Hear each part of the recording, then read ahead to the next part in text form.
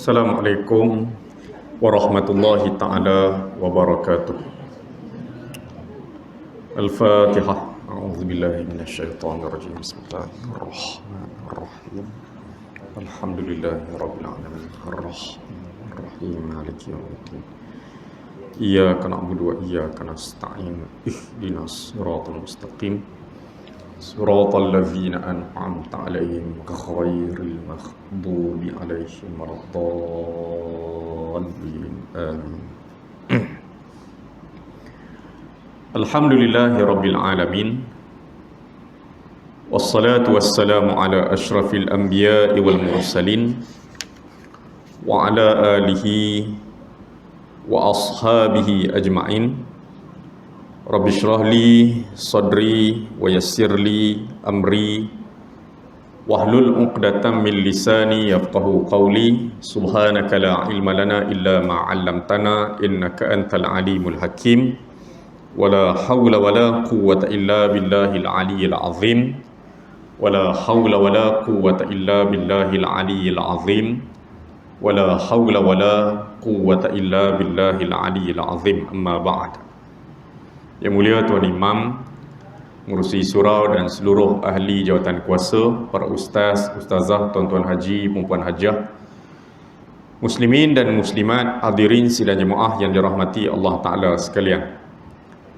Alhamdulillah, kita panjatkan setinggi-tinggi kesyukuran kepada Allah Subhanahu wa Ta'ala kerana dengan limpahan rahmat dan kurniaan daripadanya kita berpeluang untuk sama-sama hadir pada malam yang berbahagia ini bagi mengikuti kuliah maghrib 2 mingguan setiap hari Selasa yang pertama dan Selasa yang ketiga pada setiap bulan, untuk sama-sama kita mengikuti pengajian hadis Nabi sallallahu alaihi wasallam menggunakan kitab 40 hadis peristiwa akhir zaman yang disusun oleh Ustaz Fahmi Zamzam ataupun gelarannya Abu Ali Al-Banjari An-Nadwi.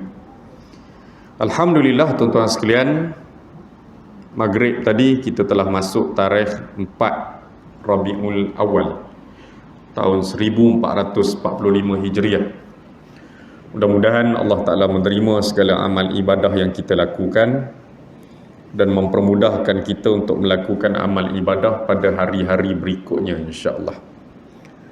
Tuan-tuan sekalian, kita telah selesai mengikuti sebanyak 6 buah hadis dalam kitab kita ini. Bermula dengan hadis yang pertama, iaitu hadis berkaitan takwa dan perpaduan, asas keselamatan di akhir zaman. Kemudian hadis yang kedua, kenapa dunia Islam menjadi sasaran pemusnahan. Hadis yang ketiga, seluruh dunia datang mengerumuni dunia Islam. Hadis yang keempat, ilmu agama akan beransur-ansur hilang. Hadis yang kelima, umat Islam mengikuti langkah-langkah Yahudi dan Nasrani. Dan hadis yang keenam, golongan anti hadis. Malam ni insya-Allah kita akan sambung hadis yang ketujuh, iaitu hadis berkaitan golongan yang sentiasa menang. Golongan yang sentiasa menang. Hadis yang ketujuh. Anil Mughirah bin Syu'bah. Anil Mughirah bin Syu'bah. Anin Nabi sallallahu alaihi wasallam qala: La yazalu ta'ifatum min ummati zahirin hatta ya'tiyahum amrullah wa hum zahirun. Rawahul Bukhari. Maksudnya, daripada Mughirah bin Syu'bah radhiyallahu anhu, beliau berkata, Rasulullah sallallahu alaihi wasallam telah bersabda, sentiasa ada di kalangan umatku yang sentiasa ada di kalangan umatku, ataupun sentiasa di kalangan kamu ini, umat Nabi lah, sentiasa di kalangan kamu ini ada golongan yang berjaya, yang menang, yang berjaya dalam perjuangan mereka. Sentiasa ada, ya, sentiasa ada di kalangan kamu adanya golongan yang berjaya dalam perjuangan mereka. Hatta ya'tiyahum amrullah, sehinggalah sampai suatu saat yang dikehendaki oleh Allah. Ya.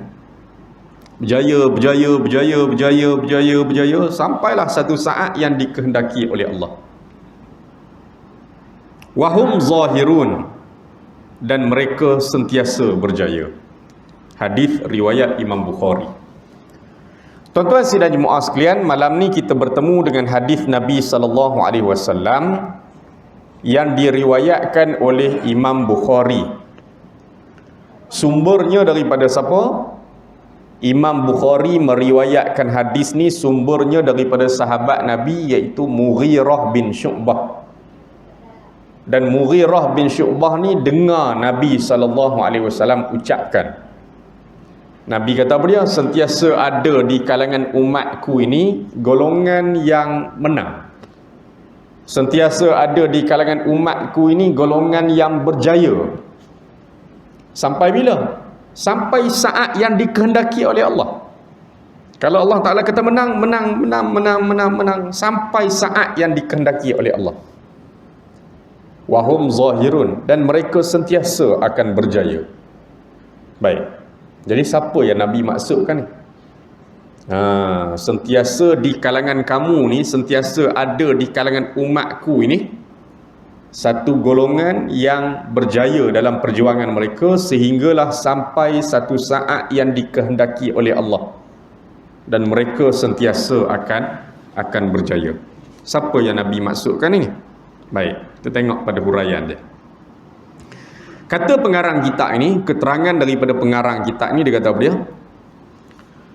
Allah Ta'ala telah menjadikan umat Islam ini umat yang terakhir sekali. Kita ni umat terakhir. Umat terakhir. Nabi Muhammad, Nabi terakhir. Tak ada dah Nabi selepas daripada Nabi wafat. Tak ada dah. Tidak ada lagi kitab lain selepas daripada Quran. Tak ada dah. Kalau ada lagi kitab-kitab zaman dulu, kitab apa dia? Taurat. Kalau ada lagi kitab zaman dulu, kitab apa dia? Zabur. Kalau ada lagi kitab zaman dulu, kitab Injil, tiba-tiba hari ini ada, muncul, orang jumpa, boleh lagi pakai? Tak boleh. Bila turun Quran, Quran telah memansuhkan kitab-kitab yang terdahulu, tak boleh pakai lagi. Kita ikut syariat Nabi Muhammad. Kita ni umat yang terakhir. Nabi Muhammad Nabi terakhir. Jadi kalau ada kitab zaman dulu tu tiba-tiba muncul, ada lagi pada hari ni, boleh pakai? Tak boleh. Kerana Quran sudah lengkap, sempurna. Jadi Allah Ta'ala jadikan kita umat Islam ni umat terakhir. Nabi Muhammad ni Nabi terakhir. Dan Allah berjanji akan memelihara kitabnya itu, iaitu Al-Quran itu. Kita ni umat terakhir, Nabi Muhammad ni Nabi terakhir. Allah Ta'ala berikan kepada Nabi Muhammad ni kitab, iaitu Al-Quran, dan Allah janji Allah Ta'ala akan pelihara Quran ni. Tak ada siapa boleh ubah kandungan Quran ni. Tak ada siapa boleh ubah. Sebagaimana kitab Taurat berubah, kitab Zabur berubah, kitab Injil lagi banyak berubah. Quran, Allah janji tak ada siapa boleh ubah. Tak ada siapa boleh ubah. Kalau kitab Al-Quran yang cetak tu, mushaf yang cetak tu, yang cetak lah tu kita panggil, kalau ada orang cuba ubah, buang mana-mana surah ataupun tambah mana-mana surah yang direka-reka, mereka boleh ubah pada situ. Mereka boleh ubah pada situ. Tapi mungkin tak boleh ubah Al-Quran yang telah ada di dada umat Islam. Tak boleh dah. Mungkin mereka boleh tipu percetakan, tambah surah baru yang direka-reka. Ataupun mereka mungkin boleh buang mana-mana surah. Mereka boleh ubah yang cetak. Yang Al-Quran ada dalam dada orang Islam ni, mereka tak boleh nak ubah. Inna nahnu nazzalna dzikra wa inna lahu lahafizun.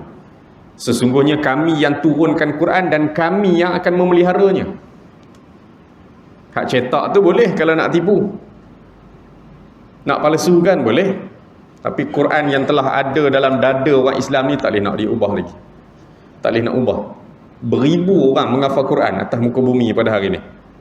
Jadi kalau ada Quran yang orang cetak secara palsu, tipu, orang yang hafal Quran 30 juzuk ni, dia boleh semak sama ada Quran tu betul ke tak betul. Kerana ni ayat Quran dah duduk dalam dada sebahagian di kalangan orang Islam pada hari ni. Allah Ta'ala pelihara. Ada orang-orang yang jaga ayat Quran tu di mana? Di dada mereka. Janji daripada Allah. Allah berjanji akan memelihara kitabnya Al-Quran. Dan Allah juga berjanji memastikan lahirnya generasi demi generasi yang akan pikul tugas dakwah hingga tetap wujud golongan orang mukmin di permukaan bumi ni. Allah Ta'ala janji. Setiap zaman tu ada orang akan buat kerja dakwah. Dia tak akan putus. Generasi yang buat kerja dakwah tu dia tak akan putus. Sentiasa ada. Tak ramai pun, sikit pun dia tetap ada. Dia tak akan putus. Orang yang buat kerja dakwah, orang yang buat kerja agama, orang yang berusaha memperbaiki masyarakat, dia tak putus. Kelompok tu tetap ada. Bukan majoriti pun, bukan ramai pun, kelompok tu tetap ada. Tetap ada. Tu janji daripada Allah.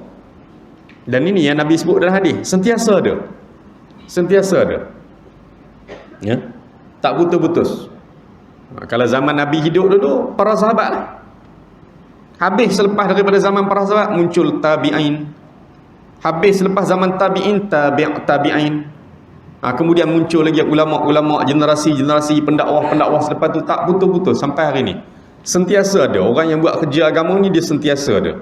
Yang memikul tugas dakwah, bersusah payah di jalan dakwah tu, kelompok tu tetap ada. Tak putus. Hinggalah wujudnya golongan orang mukmin di permukaan bumi ni. Sentiasa orang mukmin tu, orang beriman tu akan sentiasa ada. Tak putus, ada. Sentiasa ada orang mukmin tu, akan ada. Walaupun ramai orang buat maksiat, masyarakat rosak ke apa semua, orang yang masih taat pada Allah tu tetap ada. Tetap ada. Usaha siapa dia? Usaha daripada kelompok yang Nabi sebut tadi. Orang mukmin tu akan sentiasa ada. Orang mukmin tu akan sentiasa ada. Hasil usaha daripada inilah orang yang menggerakkan dakwah ni, yang tak putus-putus ni. Tu janji daripada Allah. Allah pelihara Quran dan Allah akan pastikan lahirnya generasi demi generasi yang akan pikul tugas dakwah. Kalau kita teliti sejarah, kata pengarang kitab ni, dia kata kalau kita teliti sejarah umat Islam ni sejarah dia panjang.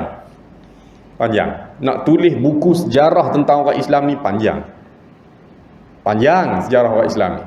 Sejarah Nabi Adam, satu buku. Nak cerita sejarah umat Islam di zaman Nabi Adam. Sejarah umat Islam zaman Nabi Idris, satu buku. Sejarah umat Islam zaman Nabi Nuh, satu buku. Nak boleh tulis daripada sejarah Nabi Adam sampai sejarah moden pada hari ini tu, tak habis. Panjang, sejarah orang Islam ni panjang. Ada zaman kegemilangan dia, ada zaman kejatuhan dia, ada zaman naik dia, ada zaman turun dia. Orang Islam. Ada zaman naik orang Islam, ada zaman menurun keadaannya. Panjang, sejarahnya panjang. Jadi kalau kita teliti sejarah umat Islam mulai zaman permulaan penyebaran Islam sampai hari ini, kita akan dapati bahawa umat Islam ini telah teruji. Sepanjang sejarah, orang Islam telah teruji dengan macam-macam ujian-ujian yang berat. Nabi Adam ada ujian di zaman dia. Nabi Idris ada ujian zaman dia. Sampailah Nabi Muhammad ada ujian di zaman dia. Setiap Nabi-Nabi itu ada ujian masing-masing. Selepas Nabi Muhammad wafat, para sahabat yang meneruskan dakwah ada ujian dia. Zaman tabi'in ada ujian dia. Zaman tabi'in ada ujian dia. Panjang. Ujian-ujian berat yang dialami oleh umat Islam ni panjang. Ujian itu bermula daripada golongan musyrikin di Mekah dan juga orang munafik Yahudi dan Nasrani di Madinah. Baik, kita tengok satu-satu apa ujian yang orang Islam lalui dalam sejarah. Tak payah ambil lah cerita daripada Nabi Adam, Nabi-Nabi lain tu tak payah ambil lah, jauh sangat dah. Kita start dengan Nabi Muhammad dulu pun dah cukup dah. Start dengan ujian zaman Nabi Muhammad hidup tu pun dah panjang dah, tak larat lah. Sirah Nabi Muhammad kita mengaji pun berapa tahun nak habis sejarah Nabi Muhammad saja. Baik. Jadi apa dia ujian awal orang Islam? Nabi berdakwah di Mekah 13 tahun daripada umur 40. Berdakwah daripada umur 40 13 tahun sampai umur 52 lebih kurang, ujung 52. 13 tahun berdakwah di Mekah. Apa dia ujian orang Islam? Musyrikin Mekah. Musyrikin Mekah, orang yang syirik kepada Allah. Pihak Quraisy, ya, kita sebut musyrikin Mekah, penyembah berhala, yang seksa orang beriman, ya, sampai ada di kalangan mereka yang mati, dibunuh, diseksa begitu teruk. Panjanglah sejarah sahabat-sahabat diseksa ni di awal permulaan dakwah tu, panjanglah. Nabi disakiti, dihalau, dipulau. Jadi apa dia ujian besar pertama orang Islam? Musyrikin Mekah. Musyrikin Mekah, ya, yang seksa orang Islam cukup luar biasa. Ada yang mati diseksa dalam kawah minyak panas, dimasukkan ke dalam kawah minyak panas yang menggelegak, mati dalam kawah minyak panas. Ayah kepada Ammar, Yasir, dihumban ke dalam kawah minyak panas, mati. Anaknya Yasir diseksa begitu teruk, dipukul. Ibunya Sumayyah ditusuk dengan lembing daripada kemaluan dia sampai terbunuh ibu dia. Bilal bin Rabah diletakkan batu besar di atas berada dia, disebat setiap hari. Khabbab al-Arath dipanggang di atas bara api. Teruk, keadaannya teruk. Ada sahabat yang buta matanya kerana diletakkan besi panas pada matanya, dan ada yang meninggal dunia. Kemudian Allah izinkan Nabi dan orang Islam berhijrah ke Madinah. Ujian di Madinah pula 10 tahun di Madinah. Tahun 1 hijrah kita bagi, sehinggalah Nabi wafat pada tahun 11 hijrah. Ujian di Madinah pula. Apa dia ujian di Madinah? Orang munafik. Orang munafik. Orang munafik ni orang kafir yang menyamar jadi Muslim. Di Mekah tak ada munafik. Di Mekah tak ada munafik. Munafik ni orang yang menyuruh-nyuruh, menyamar lawan Islam. Dia kafir, dia menyamar jadi Muslim, merosakkan orang Islam daripada dalam. Di Mekah tak perlu jadi munafik sebab mereka majoriti. Di Mekah mereka majoriti, orang kafir majoriti. Musyrikin Mekah tu mereka majoriti, orang Islam sikit. Jadi tak perlulah lawan Islam nyuruk-nyuruk, lawanlah terang-terang sebab mereka ramai. Tapi di Madinah tak. Di Madinah orang Islam kuat, Nabi jadi kerajaan. Maka nak lawan Islam terang-terang macam mereka buat di Mekah dulu tak boleh. Jadi kena menyamar jadi orang Islam. Yang itu kita sebut orang munafik. Orang kafir yang menyamar jadi Muslim. Semayang sekali, kan, pergi haji sekali, pergi berperang sekali. Tapi duk melaga-lagakan orang Islam daripada dalam ni. Nak buat terang-terang tak boleh lah, sebab ni bukan Mekah dah ni, ni Madinah. Orang Islam dah majoriti. Maka muncul orang munafik yang melaga-lagakan orang Islam di Madinah. Tu ujian di Madinah. Bila Nabi dan para sahabat berhijrah ke Madinah, ujian orang munafik yang suka memecah belahkan orang Islam ni. Siapa dia kepala besar munafik di Madinah ketika itu? Abdullah bin Ubay. Abdullah bin Ubay. Masalah di Mekah kita kenal siapa musuh, sebab mereka terang-terang lawan Nabi. Di Madinah masalah. Sebab kita tak tahu siapa dia munafik, siapa dia benar-benar Muslim.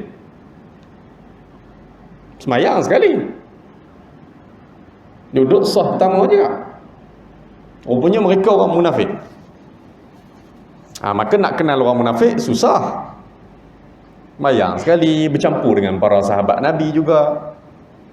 Di Mekah senang nak kenal siapa yang lawan Islam, kerana mereka terang-terang. Di Madinah susah. Maka sebab tu bila Saidina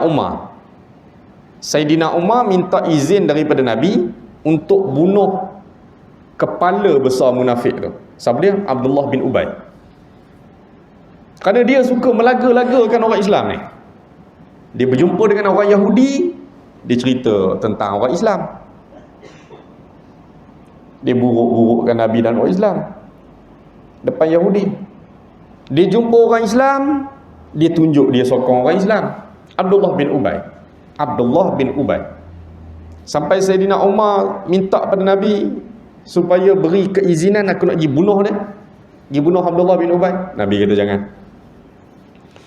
jangan. Sebab apa? Takut bila Saidina Umar bunuh Abdullah bin Ubay, takut nanti ada orang Islam yang salah faham. Bukan semua orang Islam kenal orang munafik. Bukan semua orang Islam kenal tu orang munafik. Bila Nabi arahkan Saidina Umar bunuh Abdullah bin Ubay, apa akan jadi nanti? Orang akan sebut apa dia? Nabi arahkan Saidina Umar bunuh sesama orang Islam. Kan dia akan jadi macam tu nanti. Sebab bukan semua orang Islam tahu tu munafik. Dia munafik, ni munafik. Maka orang munafik Nabi tak benarkan bunuh. Masalah dia nanti akan berlaku salah faham di kalangan orang Islam. Ada orang Islam yang tak tahu tu adalah munafik. Tiba-tiba bila Nabi arahkan bunuh, bila Nabi izinkan bunuh, nanti ada orang cakap, apa Nabi arahkan bunuh saudara sendiri, Muslim juga, saudara Muslim. Itu masalah dia. Sampailah akhirnya Abdullah bin Ubay mati. Ya. Bila Abdullah bin Ubay mati, Nabi tak solat jenazah dia. Nabi tak solatkan jenazah dia. Ini ujian bila Nabi dan para sahabat berhijrah ke Madinah. Apa lagi ujian orang Islam bila hijrah ke Madinah? Berhadapan dengan Yahudi. Bila Nabi berhijrah ke Madinah, di Madinah telah ada orang Yahudi.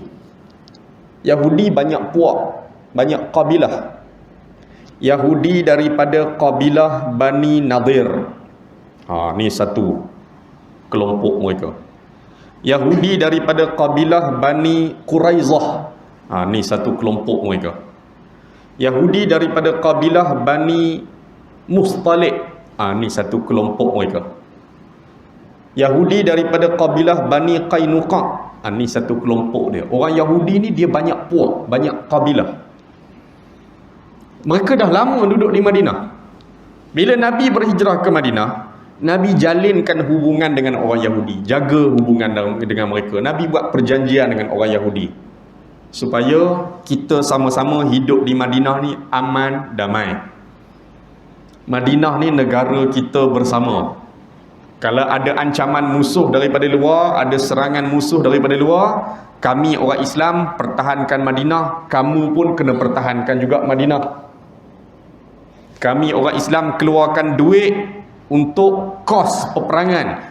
Kamu pun orang bukan Islam, kamu kena keluarkan juga duit untuk kos peperangan, untuk kita jaga negara kita. Tak lama pun, tak sampai setahun pun Nabi duduk di Madinah, Nabi mula tengok perangai orang Yahudi. Nabi mula tengok perangai orang Yahudi. Itu satu bangsa yang tak boleh buat apa-apa perjanjian. Tak boleh. Berapa kali Yahudi di Madinah rancang nak bunuh Nabi? Berapa kali Yahudi yang duduk dalam Madinah berpakat dengan musyrikin daripada Mekah untuk serang Madinah. Madinah tu negara mereka juga. Punya buruknya perangai orang Yahudi. Berapa kali mereka ni, Yahudi di Madinah ni, merancang dengan musyrikin Mekah, pihak Quraisy, untuk serang Madinah, nak tawan Madinah. Padahal tu tanah air mereka juga. Berapa kali Yahudi di Madinah rancang nak bunuh Nabi. Padahal Nabi tu ketua kerajaan di Madinah yang melindungi juga mereka, melindungi orang bukan Islam. Sehinggalah akhirnya waktu duduk di Madinah beberapa kali Nabi berperang dengan orang Yahudi. Ni ujian di Madinah. Berapa kali Nabi berperang dengan orang Yahudi. Nabi duduk di Madinah, baru Allah turunkan ayat diizinkan berperang. Nabi dah hijrah ke Madinah, baru Allah turunkan ayat Quran diizinkan berperang. Mekah belum. Sebab waktu di Mekah dulu orang Islam minoriti sikit. Bila Nabi hijrah ke Madinah, baru Allah turunkan ayat Quran diizinkan berperang. Kan? Jadi Nabi berperang dengan orang Yahudi beberapa kali tu di Madinah. Dalam masa yang sama Nabi juga berperang dengan musyrikin Mekah tu beberapa kali tu. Waktu Nabi duduk di Madinah tu. Apa lagi ujian orang Islam di Madinah? Berhadapan dengan orang Nasrani, Kristian. Nasrani ni Kristian lah. Kristian ni daripada mana? Kristian ni bukan dalam Madinah, luar daripada Madinah. Siapa dia Kristian waktu tu? Kerajaan Rom, kuasa besar dunia pada waktu tu. Kalau hari ni Amerika lah. Zaman tu kuasa besar dunia ni Rom, beragama Kristian. Mereka ni kuasa besar. Semua orang-orang Arab tunduk kepada kerajaan Rom. Tiba-tiba bila Nabi hijrah ke Madinah, Nabi jadi ketua kerajaan di Madinah. Kerajaan Madinah jadi kukuh, kuat. Nabi pimpin orang Islam di Madinah lawan musyrikin Mekah. Berapa kali musyrikin Mekah kalah. Nabi pimpin orang Islam di Madinah lawan Yahudi di Madinah ni. Berapa kali Yahudi kalah. Akhirnya nama Madinah, nama Nabi ni mula menggerunkan kerajaan Rom. Kerajaan Rom mula rasa bimbang. Selama ni mereka kuasa besar. Tiba-tiba nama Madinah mula naik. Nama Madinah mula melonjak naik. Nama Nabi sebagai panglima perang ni mula menonjak naik. Maka Rom tengok, oh ini masalah besar ni. Kita sudah ada saingan yang nak menyaingi kita. Jadi nak tak nak, kita kerajaan Rom kena lancarkan serangan ke atas Madinah. Kalau tak, kita bersaing dengan Madinah ni. Madinah sudah mula tunjuk dia punya taring dia ni, gagah dia ni. Berapa kali Nabi dan para sahabat pimpin perang lawan kerajaan Rom yang beragama Nasrani, Kristian. Baik, ni ujian. Kemudian selepas daripada Nabi wafat, orang Islam berhadapan lagi dengan ujian. Ujian apa dia pula, tuan-tuan sekalian? Dia kata, seterusnya muncul gerakan riddah. Riddah maknanya apa dia? Murtad. Tadi ujian waktu Nabi hidup. Musyrikin di Mekah. Hijrah ke Madinah, ujiannya apa dia?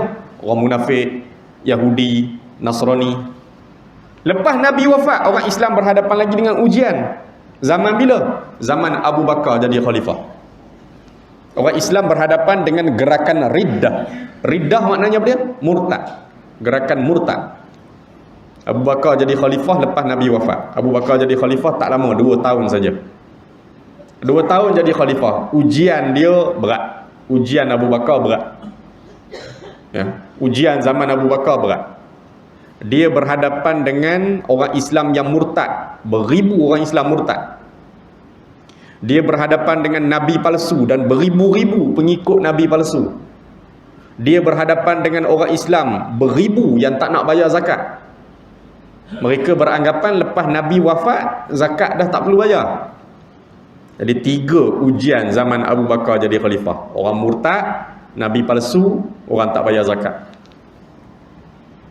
Zaman Abu Bakar jadi khalifah sekitar 2 tahun itu, tidak kurang daripada 10 kali Abu Bakar lancarkan pasukan tentera untuk lawan Nabi palsu, orang tak bayar zakat dan orang murtad. Tak kurang daripada 10 kali perang.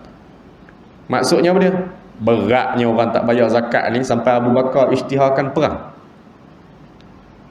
Beratnya orang tak bayar zakat ni sampai Abu Bakar isytiharkan perang. Bukan sekadar mereka tak bayar zakat. Bukan sekadar tak bayar zakat, tapi mereka sudah menafikan kewajipan bayar zakat. Masyarakat kita hari ni ada orang yang tak bayar zakat tu, tapi dia masih percaya zakat tu wajib. Cuma perangai malah nak keluar duit zakat kan. Buat tak tahu ya.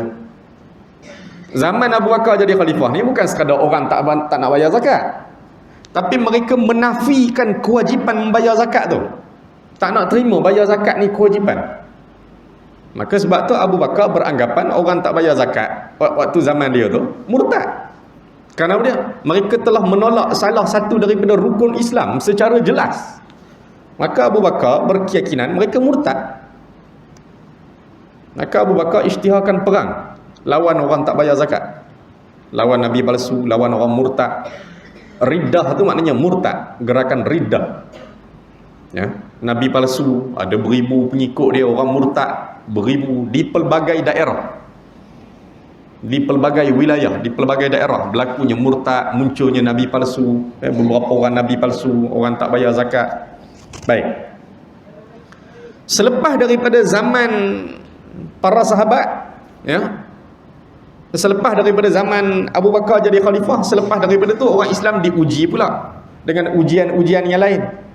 Apa dia ujian-ujian yang berlaku selepas itu? Munculnya golongan majusi. Majusi, orang sembah api. Orang sembah api.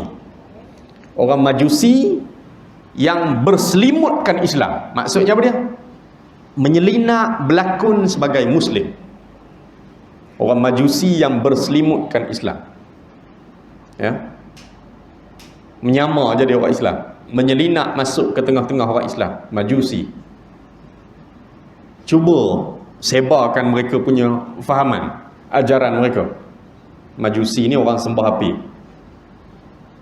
Dulu negara yang kuat agama majusi sembah api ni negara Iran.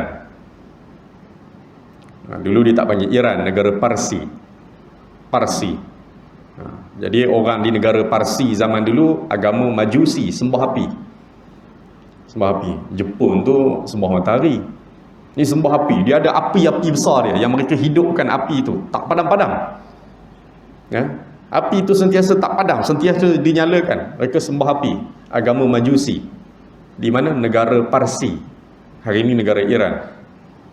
Jadi muncul golongan majusi yang berselimutkan Islam, menyamar jadi Muslim, menyelinap masuk ke dalam tengah-tengah orang Islam untuk menyebarkan ajaran mereka. Selepas daripada itu orang Islam diuji lagi dengan munculnya golongan batiniyah. Batiniyah ni batin.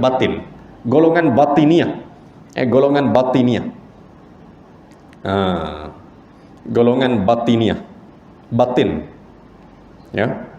Duk tafsir ayat-ayat Quran ikut kepala masing-masing, ya, ikut akal masing-masing. Golongan batiniyah. Ya. Selepas daripada itu muncul apa lagi ujian pada orang Islam? Pengaruh falsafah, pemikiran daripada Yunani, ya, sampai merosakkan akidah. Bincang benda akidah, bincang masalah tauhid, terlalu banyak guna logik akal. Terpengaruh daripada siapa? Pemikiran falsafah daripada Yunani, Greek. Ya. Kemudian apa lagi ujian orang Islam, tuan-tuan sekalian? Berlakunya serangan bangsa Mongol. Mongolia. Serangan bangsa Mongol. Ya. Bangsa Mongol ke atas wilayah-wilayah orang Islam. Ya, serangan bangsa Mongol ataupun kita sebut Tatar, bangsa Tatar. Siapa dia raja dia ketika itu? Hulagu Khan. Hulagu Khan, adik-beradik Genghis Khan. Hulagu Khan.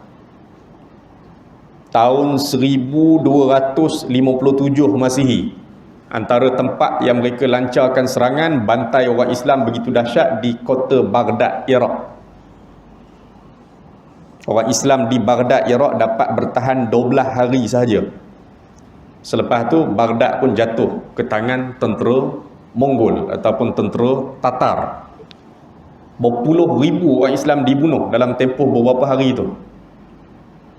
Sampai ahli sejarah mencatatkan bila tentera Mongol ni ataupun tentera Tatar ni dipimpin oleh Hulagu Khan ini tawan kota Baghdad. Kota Baghdad ni pusat keilmuan orang Islam, ulama-ulama ramai di Baghdad. Bila mereka berjaya tawan kota Baghdad, dalam tempoh 12 hari mereka berjaya tawan dan bunuh ribuan orang Islam. Antara kejahatan yang mereka buat adalah mereka bakar kitab-kitab, buku-buku, ribuan kitab-kitab yang ada di dalam pustakaan-pustakaan umat Islam di kota Baghdad. Kota Baghdad waktu tu pusat keilmuan. Ya. Ulama-ulama saja, beratus orang ulama ada di Baghdad. Pustakaan-pustakaan orang Islam banyak di Iraq ketika itu, di Baghdad. Baghdad hari ini di Iraq lah. Mereka bakar kitab-kitab tersebut, dan ada kitab-kitab tersebut yang mereka buang ke dalam sungai Tigris. Sungai Tigris ni di Iraq pada hari ini. Ya. Kalau kita baca hadis Nabi tentang tanda-tanda kiamat, antaranya Nabi sebut nama sungai Tigris itu. Jadi mereka buang kitab-kitab ni, sebahagiannya mereka buang dalam sungai Tigris. Macam mana keadaan banyaknya kitab orang Islam itu? Ahli sejarah menyebut air sungai Tigris itu bertukar menjadi hitam. Kerana apa dia? Dakwat daripada kitab-kitab tu. Sampai air sungai Tigris tu besar, sungai Tigris ni panjang, ya, sampai air sungai berubah jadi warna hitam kerana dakwat daripada kitab-kitab orang Islam yang dibuang. Banyak kitab-kitab penting orang Islam akhirnya habis, tak sempat diselamatkan. Banyak kitab-kitab, kajian-kajian ulama-ulama dibuang, dan ribuan kitab tu tak sempat diselamatkan. Akhirnya banyak kitab-kitab tu yang tak sempat sampai ke zaman kita hari ni, tak dapat diselamatkan. Sampai bertukar sungai Tigris tu, airnya bertukar jadi warna hitam dan bercampur dengan darah ribuan orang Islam. Dahsyat, ya, tahun 1257. Bukan sekadar Baghdad, juga beberapa wilayah-wilayah lain ditawan oleh bangsa Mongol ataupun tentera kerajaan Tatar. Ya. Selepas daripada itu, hancurlah tamadun di Baghdad itu, hancur. Kesan-kesan tinggalan sejarah-sejarah orang Islam di Baghdad hancur. Pustakaan-pustakaan dibakar. Berpuluh ribu orang Islam dibunuh dalam tempoh 12 hari itu. Ya. Baik. Pada pertengahan abad ke-6 Hijrah. Selepas daripada itu berlaku lagi ujian besar kepada orang Islam. Apa dia? Penyembelihan beramai-ramai terhadap kaum muslimin ketika berlakunya kejatuhan kerajaan Islam di Spanyol, Andalus. Asalnya Andalus ni, Spanyol ni Kristian. Waktu tu dia ada dua mazhab. Kristian ni dia ada dua mazhab besar. Satu namanya Protestan, satu lagi namanya Katolik. Protestan dengan Katolik ni tak ngam ketika itu. Tak ngam. Sampai berlaku kezaliman di antara Protestan dengan Kristian Katolik. Berlaku pembunuhan. Pemerintah bunuh, seksa, tindah rakyat yang mazhab tak sama dengan dia. Dia ada Protestan, dia ada Katolik. Sampailah ketika itu orang Kristian yang ditindah minta perlindungan daripada kerajaan Islam yang terdekat dengan Spanyol. Mana kerajaan Islam yang terdekat dengan Spanyol, yang terdekat dengan Andalus ketika itu? Kerajaan Islam di Afrika. Kerajaan Islam di Afrika. Akhirnya khalifah kerajaan Islam ketika itu, khalifahnya arahkan pasukan tentera Islam pergi ke Spanyol, buat penyelidikan apa yang sedang berlaku di Spanyol. Apa yang sedang berlaku? Akhirnya mereka tengok ada satu kelompok orang Kristian dizalimi oleh pemerintah mereka di situ kerana mereka berbeza mazhab antara Protestan dengan Katolik. Akhirnya khalifah arahkan tentera Islam pergi lagi untuk kali berikutnya untuk selamatkan orang Kristian yang dizalimi ni. Sehinggalah orang Kristian tengok akhlak dan disiplin tentera Islam, lalu mereka berminat untuk memeluk Islam. Bermulalah penyebaran Islam di Spanyol, di Andalus.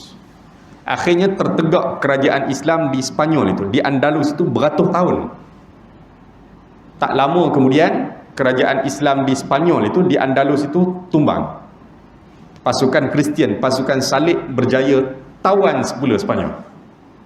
Bila mereka berjaya tawan Spanyol semula, akhirnya mereka bakar masjid-masjid, mereka seksa orang Islam, berlaku pembantaian yang cukup dahsyat, ya. Antara yang terkenalnya pembantaian Muslim Spanyol pada tahun 1487. Tentera Salib berjaya tawan Spanyol. Semua bandar-bandar di Spanyol, bandar dulu kita sebut Andalus, yang sekarang disebut Spanyol. Main bola tu disebut Spain. Andalus nama asal dulu, kemudian disebut Spanyol. Hari ini disebut negara Spain. Satu persatu kota-kota, bandar-bandar dalam Spanyol tu, pihak Salib, pasukan Salib Kristian berjaya ambil alih semula. Terakhir sekali adalah Granada. Itu bandar terakhir yang berjaya mereka kuasai, ya, bandar yang terakhir mereka kuasai. Akhirnya mereka beri pilihan kepada orang Islam. Apa dia? Di laut kami sediakan banyak kapal, kamu boleh pergi ke laut, naik kapal dan boleh tinggalkan Spanyol dalam keadaan selamat. Orang Islam pun percaya dengan tawaran tersebut, keluar beramai-ramai pergi tepi laut untuk naik kapal. Bila mereka keluar pergi tepi laut untuk naik kapal, daripada jauh mereka pun lihat rumah mereka dibakar satu persatu ketika mana mereka pergi ke laut untuk naik kapal. Rumah mereka, kampung mereka dibakar satu persatu. Dan ribuan di kalangan orang Islam terbunuh dalam pembantaian Muslim Spanyol pada tahun 1487. Dahsyat ketika itu, ya, dibakar berpuluh ribu orang. Baik, pada tahun 1487. Ini ujian yang berlaku pada orang Islam. Dan seterusnya disambung lagi dengan ujian-ujian yang berlaku pada zaman moden. Apa dia? Berlakunya penjajahan pihak barat. Imperialis kita panggil. Penjajah-penjajah barat menjajah dunia Islam satu persatu. Daripada negara-negara Arab sampailah merebak ke tempat kita ni. Ada negara-negara orang Islam yang dijajah oleh British, Inggeris. Ada yang dijajah oleh Spanyol, ada yang dijajah oleh Perancis, dijajah oleh Itali, Belanda, Portugis, Jepun, komunis. Berlaku penjajahan-penjajahan tanah air orang Islam, ya, di dunia Islam. Kemudian apa lagi ujian orang Islam? Munculnya gerakan Zionis Yahudi yang berusaha untuk rampah tanah Palestin. Gerakan Zionis Yahudi, ya, Zionis Yahudi yang berusaha untuk rampah tanah Palestin. Sampai hari ini, bila Yahudi mula jajah Palestin tahun 1948. Sebelum 1948, yang jajah Palestin adalah British, Inggeris. Inggris keluar pada tahun 1948 dan mereka serahkan Palestin kepada Yahudi. Akhirnya Yahudi pun tubuhkan negara Israel pada tahun 1948 di atas tanah Palestin itu. Apa lagi ujian orang Islam? Munculnya gerakan missionary Kristian. Missionary Kristian. Pantang ada isu-isu musibah berlaku, mereka akan sampai. Berlaku tsunami di Aceh 26 Disember 2004. Sampai gerakan missionary Kristian. Dalam misi menyelamat mangsa gempa bumi, dalam masa yang sama mereka juga menjalankan kerja-kerja penyebaran Kristian. Di Aceh, di beberapa tempat berlaku gempa bumi, di Bam, Iran dulu, ya. Ada saja gempa bumi, banjir, bencana-bencana dunia, gerakan missionary Kristian akan cepat sampai. Mereka menjalankan misi kemanusiaan dan dalam masa yang sama mereka juga bawa agenda mereka. Ambil anak-anak yatim yang kehilangan mak ayah, yang terbunuh dalam gempa bumi, yang mati dalam banjir, mati dalam peperangan apa semua ni. Ambil budak-budak ni mereka selamatkan. Selamatkan ke mana? Ke sekolah-sekolah mereka. Kita nak marah? Kita nak marah, kitalah yang kena usaha pula buat kerja. Kadang-kadang kita marah, kemudian apa dia tindakan orang Islam? Mereka buat kerja mereka lah, kita. Baik. Jadi ni ujian-ujian yang berlaku di setiap zaman. Ya, missionary Kristian yang mempunyai alatan dan kemudahan yang banyak, dan akhirnya apa dia lagi, ujian-ujian yang berlaku pada umat Islam, ya, serangan pemikiran, kebudayaan macam-macam, masuk benda-benda yang canggah dengan agama dan sebagainya. Walaupun ujian yang sangat dahsyat melanda umat Islam di sepanjang zaman, sepanjang sejarah, macam-macam orang Islam hadapi ujian, namun mereka masih wujud. Orang Islam tetap ada sampai hari ini. Di seluruh dunia ada orang Islam, dan orang Islam masih mempunyai identiti dan peranan yang hebat dalam peta dunia pada hari ini. Di mana-mana tempat kita pergi masih ada Muslim, masih ada Muslim, masih ada Muslim. Walaupun tak berapa pegang pada agama pun, tapi masih ada Muslim di seluruh dunia pada hari ini. Walaupun dibantai, dibakar, dibunuh berpuluh ribu orang, masih ada Muslim pada hari ini. Walaupun di hari ini ada di kalangan umat Islam yang tak ambil berat pun tentang urusan agama. Orang dulu bersusah payah nak jaga agama sampai kepada kita pada hari ini. Bersusah payahnya orang dulu tu sampai korban nyawa, hilang kampung, ya, adik-beradik mati dibakar kerana nak pertahankan agama tu. Akhirnya sampai agama kepada kita hari ini. Sayangnya ada di kalangan umat Islam yang pada hari ini tak ambil berat pun tentang agama ni. Tak peduli pun soal semayang, soal apa ni, tak peduli pun benda pun. Kita tengok kehidupan dia pun, dekat mana nak kata Islam pun tak tahu. Baik. Tetapi masih ada, walaupun ada orang Islam yang tak ambil berat tentang agama, tapi kata pengarang kitab ni, dia kata, tetapi masih ada golongan yang bersungguh-sungguh untuk belajar agama, memperjuangkan agama, sebarkan agama, fahamkan masyarakat tentang agama. Masih ada. Yang dah jauh tu jauh lah, tapi yang masih berusaha jaga agama sebaik mungkin tu ada. Walaupun ramai di kalangan umat Islam yang telah hancur moral dan akhlaknya, ya, pakaian, tingkah laku, perangai, cara bercakap tak tentu hala, kan?